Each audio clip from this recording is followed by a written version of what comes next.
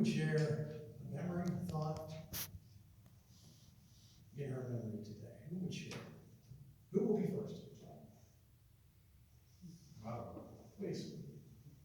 On behalf of my family and the Hickeys, that we love Melanie very much. Brought a lot of joy to our family, and we miss her very deeply. Thank you, sir. What else today?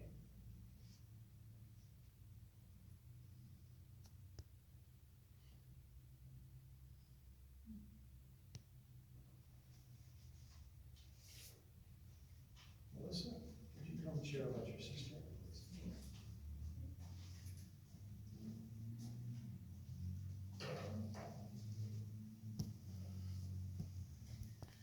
If you guys will just indulge me for a moment. Oh. Okay? Ready? Okay. Give me an M. M. Give me an E. E. Give me an L. L. Give me an A. A. Give me an N. N. Give me I. Okay. E. No, I. Kids pulling me. Okay. Okay. Give me an E. E. What's that spell? Melanie. We miss you.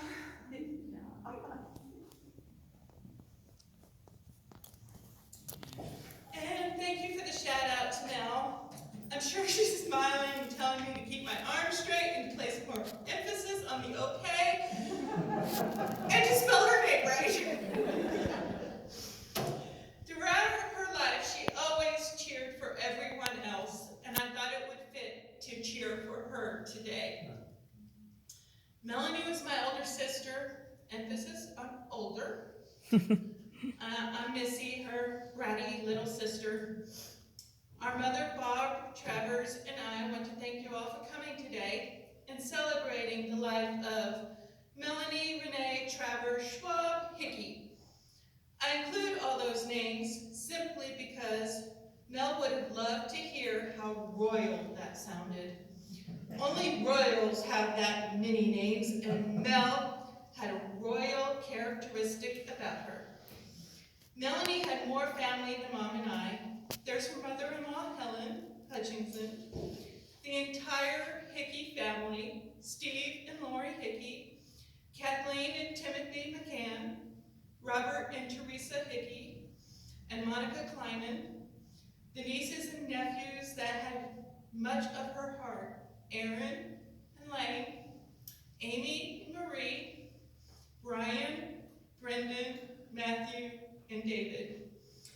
Her wonderful cousins that grew up with her, Pat and Sharon, Jimmy, Cheryl, Marcy, Steve, Tammy, Sherry, and Daryl.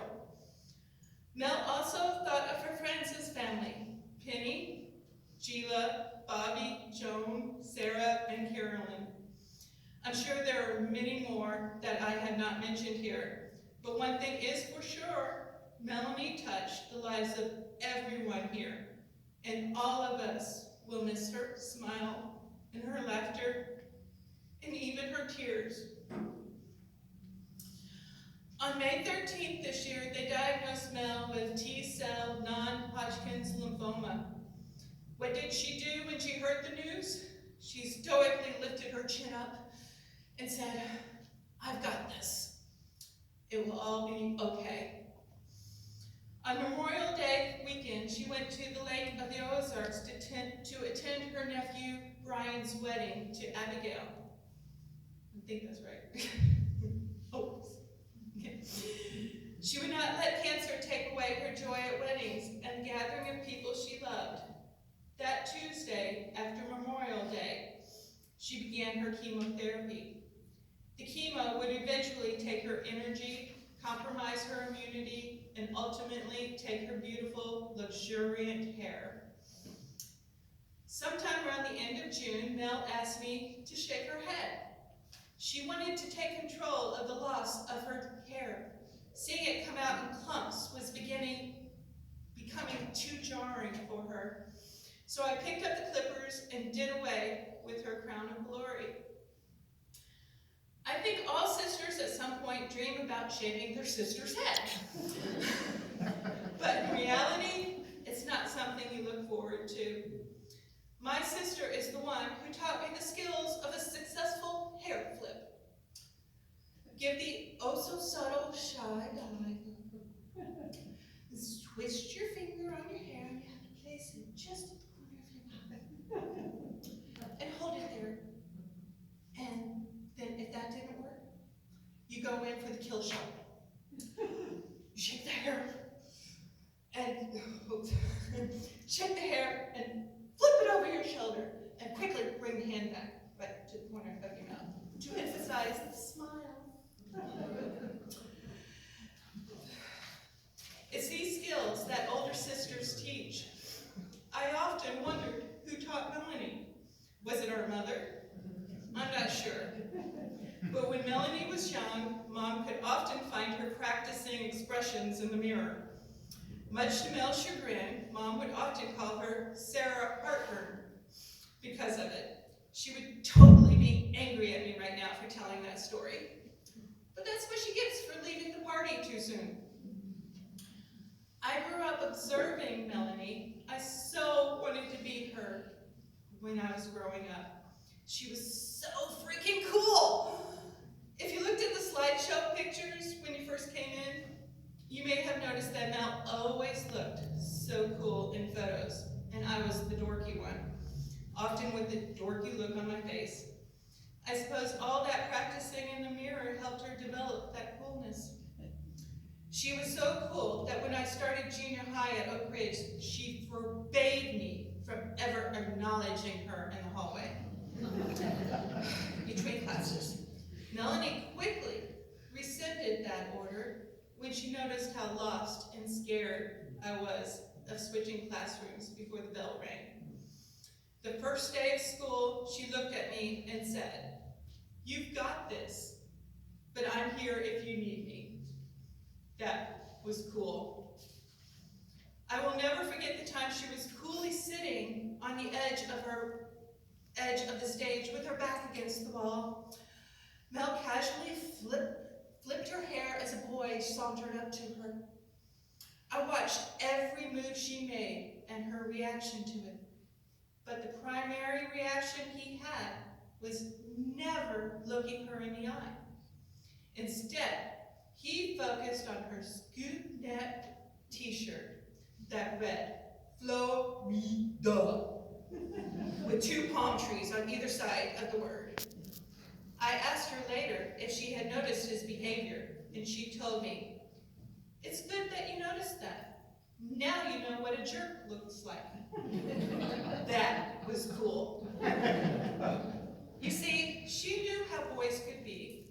Melanie was a hopeful romantic and always had the best taste in boyfriends growing up. Every one of them I looked up to as a big brother, and they never treated me as the bratty little sister. Mel would not have put up with that. Not only did they have to respect her, but they had to respect me too.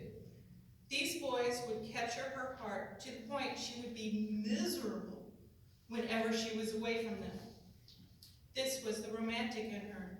She never felt whole when apart from the people she loved. She never had a problem making friends and having long-lasting relationships. If you were lucky enough to become her friend, you stayed her friend. Being Navy kids, we often moved every couple of years. There were several new towns, new schools, and new friends before our father retired in 1974 and we settled in Oak Ridge, Missouri. It's hard to make friends when you're always leaving. The day Melanie met Penny was Kismet. I believe it was the first day of school, 3rd or 4th grade, in Lakewood, New Jersey. These two met at the bus stop, or on the bus, and connected instantly. They did everything together: brownies, Girl Scouts, talent shows, science projects, and an occasional baking disaster. Their friendship remains strong to this very day. I always envied that. I'm not sure they realize how unique that is in today's world. Then there's Gila. What can I say about Gila? Gila of the Hairy Buffaloes was Melanie's first and only roommate in college. Since they weren't biological sisters, they became Alpha Phi sorority sisters instead. For the past several years, they were each there for each other when their husbands passed away, bonded together an experience that only those who have lost a spouse can share. Melanie loved Gila's family as if they were her own. Gila's kids and grandkids were Melanie's nieces and nephews too. If Melanie was your friend, she wasn't just a friend to you, but a friend to the entire family. Her friendships with co-workers became a lifeline in her last months. Bobby, Sarah, Carolyn, Joan, Mary Ann, and Ellie gave her the support and love that helped her get through some tough days, because that's what friends do. Melanie's ability to create lifelong friendships was her superpower, and again, so freaking cool. She even maintained a friendship with her first husband, Jeff Schwab, and his beautiful wife, Bonnie. Once Mel loved you, you were in a commitment for life. Melanie married her love, Tom Hickey, in 1994. With Tom, she got the large family she always wanted. Tom came with the entire Hickey clan. This family has some of the same characteristics that Melanie had. Unshakable loyalty, honor, pride, and St. Louis blues enthusiasts. They took Melanie as one of their own and kept her there, even after Tom passed away in 2018. Melanie wasn't perfect, but she tried to be. That may have been her biggest fault. However, her biggest asset was her heart. It was bigger than Alaska, and if you crossed her, just as cold. But if you upset someone she loved, her heart would set fire and blow them to smithereens. Love made Melanie tick. Everything she did was because of love, or the lack of love. It's only been this last month that I discovered that. Now, after she's gone, she unfriended me on Facebook for over a year because she felt a lack of love. She tied all my clothes in knots, dumped them in a bathtub full of water, and plopped them on my bed because of some slight that she felt was a lack of love. By the way, all my sinister pranks that I have done, guess who taught me? All the books I lent her and then requested back, only to be told, no, I bought those, was because she loved them and loved the fact that I lent them to her. I lived in Georgia when I was pregnant with Aaron, and Melanie would send me large care packages throughout my pregnancy. They were not care packages full of things for the baby. They were packages full of things for me. Oreos, lotion, bubble baths, candles, nail polish, and even an ice mask to cool my eyes when they would get strained. There was nobody happier than Melanie when we moved back to Missouri, when Aaron was 1. She was going to be the doting aunt. She was there for Aaron's senior prom to fix her hair and makeup and roll her eyes at the sparkly pink Converse that Aaron wore with her dress. This year, she was excited that Aaron was getting married and couldn't wait to be at the wedding. And when Aaron said she was wearing knee-high Converse with her wedding dress, Melanie rolled her eyes and then said, I've got this. Mom bought some matching lace of the wedding dress, and Melanie decorated those shoes to where even Christian Louboutin would bow down in awe. Mel found out in September that she could not attend the wedding because of immunity issues and future stem cell treatment. She was heartbroken over this. However, she got to see Aaron in her wedding dress on the day we picked it up from the store, and that made both of them happy. When I was in labor with Lane, she drove 100+ miles an hour and ran 5 stoplights to get me to the hospital in time. She held my hand when I squeezed it so tight that she thought I was going to break it as I pushed to bring Lane into this world. Besides the nurses and doctors, she was the first to hold Lane in her arms. The last time she held him in her arms was the day he flew off to live on the other side of the world on June 30th, 2019. There are many stories to tell about Melanie, and it is hard to narrow them down to just a few to share. We all have our own memories of Mel, some good, and some are best left in the dark, collecting cobwebs. But all the memories and stories combined make Melanie come alive in our hearts. While she was alive, there were many times that I did not miss my sister. Days and months would go by without us talking or communicating with each other, but I always knew she was there if I ever needed her. Now, I can't stop missing her. Melanie, my sister, was a daughter, a wife, a friend, a cousin, an aunt, a hopeful romantic, a dreamer, an artist, a queen with a slightly crooked crown, a cheerleader, a poet, a flutist, an okay baker, a mentor, a pain in the ass, a volleyball player, a St. Louis Blues fan, a lover of dweeb music, a dog lover, a frog princess, an Anglophile, an avid reader, a connoisseur of naps, an extremely picky eater, proud, beautiful, a girl who could totally rock a Florida shirt and had a smile that could light up a room because she practiced it in front of the mirror. There will never be another Melanie Renee, Travers Schwab Hickey, but the world is a better place because she was in it. And we are all better people because we knew her, even if it was just for a short while.